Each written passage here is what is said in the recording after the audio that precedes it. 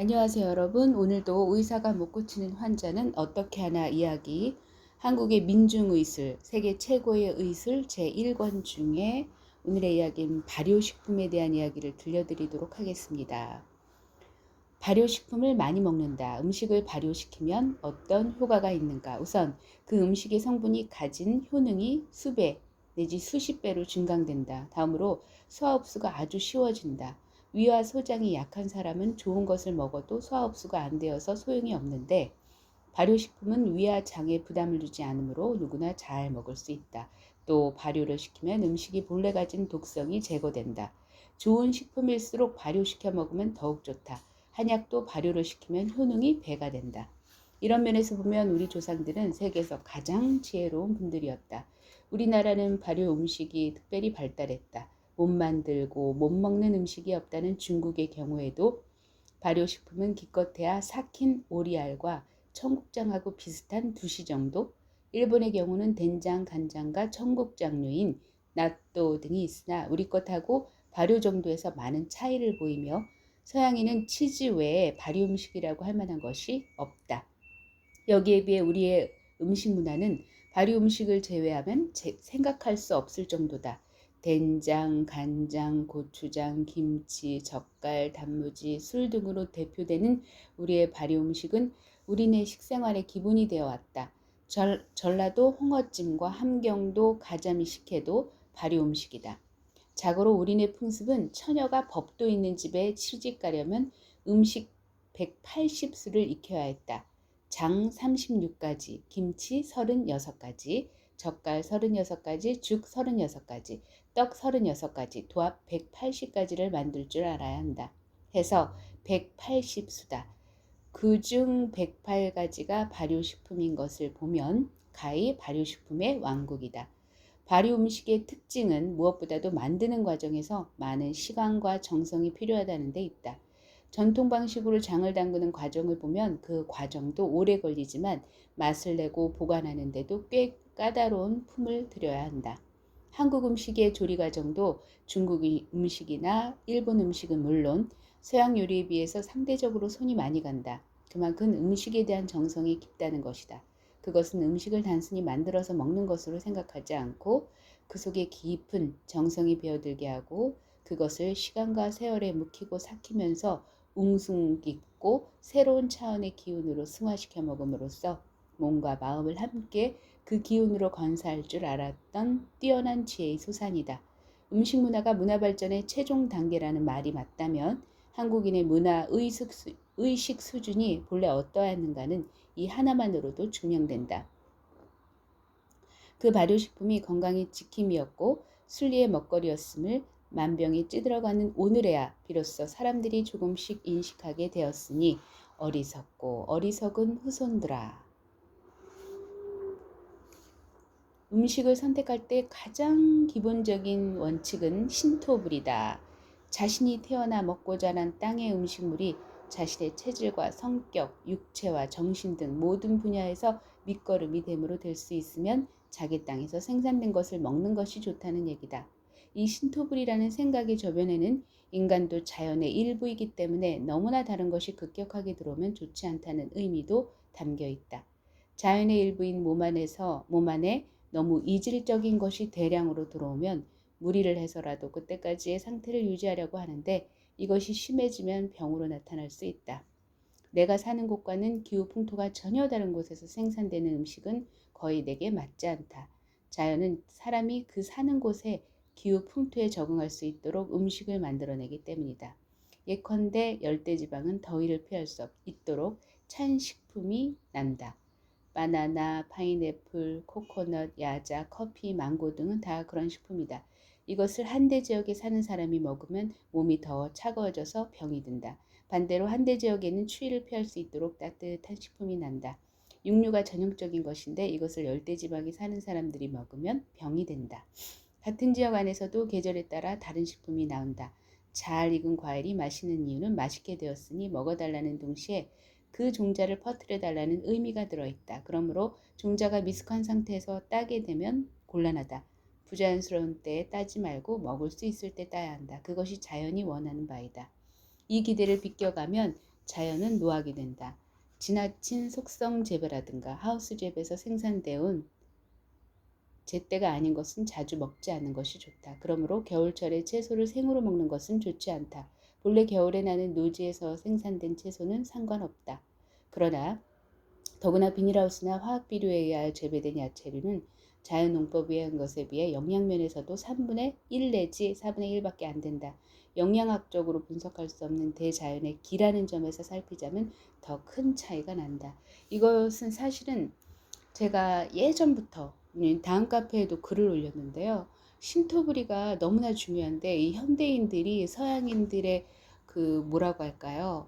4대 사상이라고 해도 되지 않을까 싶은데 서양인들이 그 커피를 즐겼잖아요. 그래서 이제 그것을 굉장히 뭐라고 할까? 지적인 것인 어떤 메타포 내지는 심볼이라고 생각해서 그냥 막 커피를 무슨 약처럼 복용하는 분들이 계세요. 근데 복용이라는 표현도 참 우스운데 근데 저는 사실은 제가 커피가 정말 체질적으로 안 받는다고 느끼는 게 뭐였냐면 커피를 마시면 일단은 갈증이 막 유발이 되고 그리고 저는 원치 않는데 이뇨 현상 계속해서 배출이 되는 거지요. 소변이 내지는 밤에 잠을 못 자는 거죠. 그런 이상 현상이 나타났을 때 우리는 그거를 끊어야 돼요. 마이너스라고 그래가지고 빼셈을 해야 되는데 이 현대인들은 그 남들이 마시니까 마시고 이렇게 멋있으니까 마시고 이런 자기 체질과 무관하게 그렇게 마셔도 되니까 질병이 발병할 수밖에 없지 않을까 싶어요. 왜냐하면 몸에서는 그걸 받아주지 않을 것 같은데 그거를 끊임없이 복용을 하면 자꾸 복용이라고 해서 죄송한데 저한테는 그게 복용처럼 느껴져요. 그래서 어쨌든 그렇게 마시면 사실은 그 몸이 이렇게 아마 호소를 할 텐데 그거를 이렇게 현대인들은 되게 무감각해진 것 같아요. 자신의 몸의 감각에.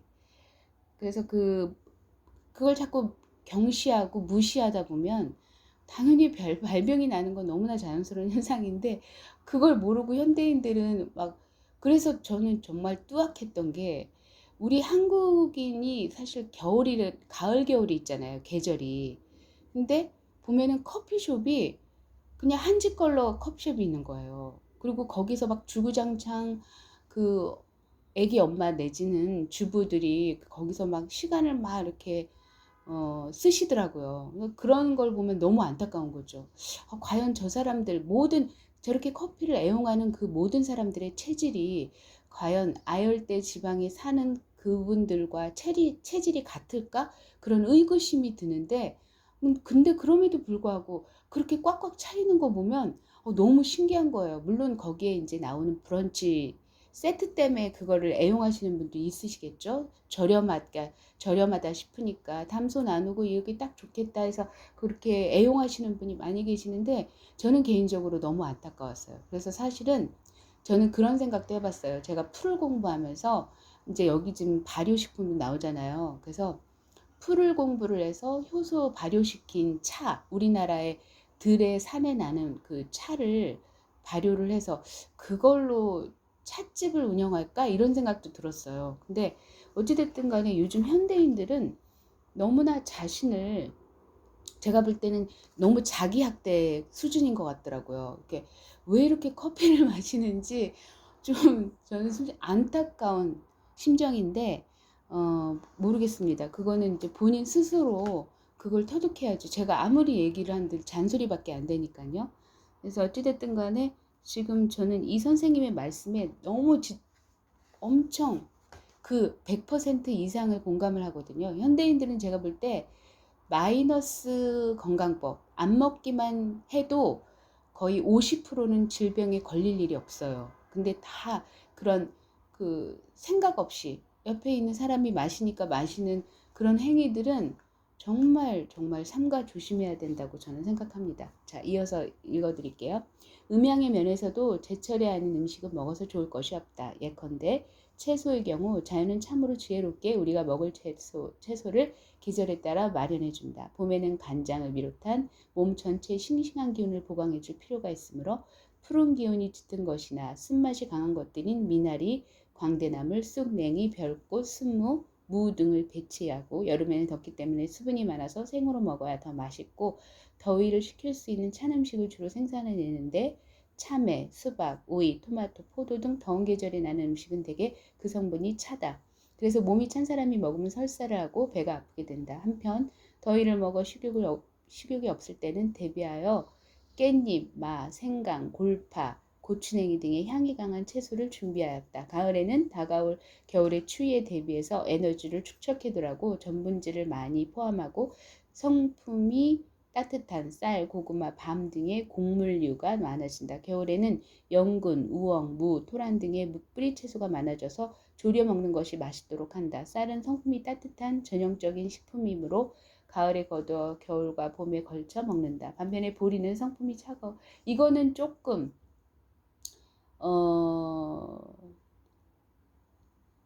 사실은 보리는 따뜻한 성분이라고 합니다. 요거는 수정을 하셔야 될 것 같아요. 저도 보리 하면 찬 성분이라고 생각을 했는데 오히려 그 보리의 생태를 아시면 따뜻할 수밖에 없겠다 싶어요. 그 엄동설 안에 새싹을 피우는 그 힘은 그만큼 에너지가 강력하고 열의 기운이 있기 때문에 그게 가능하다는 건데 요거는 제가 볼 땐 좀 수정을 하셔야 될 것 같아요. 본인은 성품이 차가워 늦은 봄에 나와 여름에 먹게 되어 있다 이렇게 말씀을 하시는데 그 특히 늘보리를 찔 때 그 늘보리가 독성 성분이 그렇게 많다고 합니다. 그래서 늘보리를 드실 때는 그냥 바로 드시는 게 아니라 불리고 또한 3번을 쪄서 뭐라 그래야 되죠? 그 김을 3번을 배출시켜야 된다고 하더라고요. 그래야지 독이 빠져나간다고 합니다. 그래서 그걸 갖다가 3번 찐 거, 그리고 그 증기를 버린 상태에서 쪄먹는 게 정말 몸에 좋다고 하거든요. 그래서 밀은 본래 몸이 차가운 서양인들에게 맞는 식품이다. 서양인들이 주식인 빵이 밀가루로 만들어지는 이유이다. 우리 조상들은 아무리 못 살아도 쌀로 떡을 해 먹었다. 먹을 것이 없어 밀가루로 떡을 해 먹는 경우라도 그것은 개떡이라고 해서 절대로 제사상에는 올리지 않았다. 이러한 자연의 법칙을 무시하고 겨울에도 토마토, 오이, 양상추만 먹는다면 그 사람의 위장은 여름이 되어 수족 냉증 등의 이상 증세를 불러온다. 이게 계절 음식을 먹어야 되는 가장 큰 이유 중에 하나가 그건데요. 근데 토마토 같은 경우는 사실은 끓여서 드시면은 상관없습니다. 그리고 토마토라는 게 사실 빨간색이잖아요. 심장이 되게 좋아요. 그래서 제가 최근에 그 경험을 했는데 토마토를 먹고 제가 잠을 잤거든요.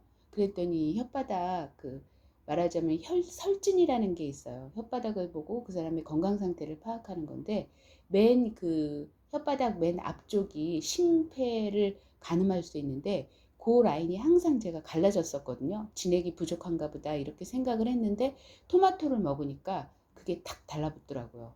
그러니까 봄서부터 그렇게 살짝 테스트를 해봤는데 그랬거든요. 그래서 이 조리법만 조금만 착안을 하셔서 조리법을 달리하는 방법도 하나의 방법일 수 있겠죠. 중화작용을 할 수 있기 때문에. 근데 저 같은 경우는 그냥 밤에 출출할 때 토마토를 그냥 조각 내서 생으로 먹었는데 그럼에도 불구하고 물론 지금 철이 이제 봄에서 여름으로 가는 그런 철이어서 그럴 수도 있긴 하지만 어쨌든 그랬었거든요. 그래서 사실은 제가 왜 풍요 속의 빈곤이라는 말을 계속해서 말씀을 드리냐면은 요즘 아이들이 너무 불쌍한 게 제철 과일, 제철 채소를 몰라요. 근데 그거는 이 사회가 그렇게 만들었어요. 여러분도 아시겠지만 비닐하우스로 이렇게 제작을 하고 재배를 하고 하다 보니까 한겨울에도 오이가 나오죠. 한겨울에 나올 수 없는 것들이 그냥 너무 잘 나오잖아요. 그런 거는 사실 진짜 몸에도 안 좋지만 아이들에게 계절의 감각을 상실시키는 아주 어마어마한 그런 말도 안 되는 상황이거든요. 그래서 그런 부분들을 조금만 우리가 생활 속에서 체크하셔서 드시는 거를 좀 조심해서 드신다면, 삼가 조심해서 드신다면 사실은 건강을 위해서 특별히 뭔가를 할 필요도 없어요. 사실은 이렇게 그냥 아주 작지만 그런 작은 습관에서 건강은 비롯될 수 있다고 보거든요. 그래서 예를 들면 뭐 요즘 현대인들은 안 걸어서 문제거든요. 그래서 예를 들면 뭐 평소에 제가 자가용을 끄는 분이시면은 그 출퇴근을 자가용으로 끌고 다니시는 분들은 그게 뭐 어쩔 수 없지만 틈틈이 움직이려고 노력하셔야겠죠. 그곳에서 그 사무실이든 아니면 일터에서 다리를 움직이시던 팔을 움직이시던 그렇게 움직일 수 있도록 그 기회를 줘야 돼요. 모든 신체. 근데 저 같은 경우는 차가 남편이 이제 운전을 출퇴근을 하기 때문에 저 같은 경우는 차가 아예 없어요. 우리는 1인 한 일가구에 차 하나거든요. 그러다 보니까 저 같은 경우는 그냥 운명인 거죠. 선택할 수 있는 게 아니라 해야만은 하는 거예요. 그래서 저는 이동 수단이 특히 첫 번째 두 번째 자전거, 세 번째 대중교통입니다. 그래서 지하철, 그 버스 이런 것들을 많이 애용하고 있고요. 그리고 웬만해서는 걸으려고 무진장 노력합니다. 제가 사실 운동을 별로 안 좋아하고 걷는 걸 별로 안 좋아해서 그래서 이제 집에서 화이트 댄스라고 그래가지고 그런 힐링 댄스거든요. 내가 좋아하는 음악을 틀어놓고 자유자재로 춤을 추는 거죠. 그래서 이제 그런 식으로 생활 속에 접목시켜서 그 내가 특별히 비용을 투자하지 않고라도 그러니까 제가 좀 너무 안타까운 거는 현대인들이 왜 돈을 버는지 좀 스스로 묻고 답하는 그런 작업들이 좀 필요하겠다 싶은 이유 중에 하나가 그렇게 열심히 돈을 벌어서 막 그 트레인 하는 곳에 그 갇힌 공간에 들어가서 운동을 하잖아요. 그것처럼 얼마나 비효율적인 게 없거든요. 그냥 맑은 공기 차라리 뒷산을 걷거나 물론 출퇴근 시간에 걸을 수 없는 상황이라면 뭐 주말마다 산을 걸으려고 노력을 하신다거나 아니면은 진짜 대중교통을 이용하면서 엘리베이터를 쓰지 않고 에스컬레이터를 쓰지 않고 계단을 움직인다거나 뭐 이런 식으로 어떤 생활 속에 내가 움직일 수 있는 것들은 최대한 움직이려고 하는 그런 작은 노력을 통해서 사실은 건강은 만들어지거든요. 그래서 이 너무 편리함은 오히려 그 건강으로부터 격리시키는 그런 작용을 하기 때문에 반드시 불편함을 자처하셔야 해요. 그래야지 건강과 위배되지 않는 삶을 살 수 있거든요. 그래서 오늘도 건강을 위해서 왜냐하면 이 건강은요 내가 내 자신을 제대로 지킬 수 있어야지 내가 아닌 다른 사람에게 불편함을 주지 않거든요. 그러니까 이게 사실은 가장 이기적이지만 그러면서도 가장 이타적인 시츄에이션이고 뭐라고 할까요? 예술로 따지면 퍼포먼스라고 저는 생각을 합니다. 그래서 절대적으로 자기한테 맞는 것을 찾아서 나의 상황에 맞춰서 나를 건강을 만들어가는 사람이 돼야 되겠죠. 그리고 내가 벌이를 통해서 벌어서 돈을 쓰는데 그 돈을 쓰는 것이 내 몸을 악하게 하고 내 몸을 피폐하게 하는 거라면 그걸 멈춰야죠. 근데 현대인들은 제가 볼 때는 돈을 많이 버시는지 모르겠는데 그 많은 어렵게 번 돈을 죄송합니다. 어렵게 번 돈을 정말 쓰면서 몸을 해롭게 하는 경우가 너무 많은 거예요. 그래서 그런 부분들을 잘 생각하셔서 역학조사를 하셔서 그래서 하루하루 내가 내 삶을 운영하는 그런 날이 되시기를 바랍니다. 감사합니다. 좋은 하루 되세요.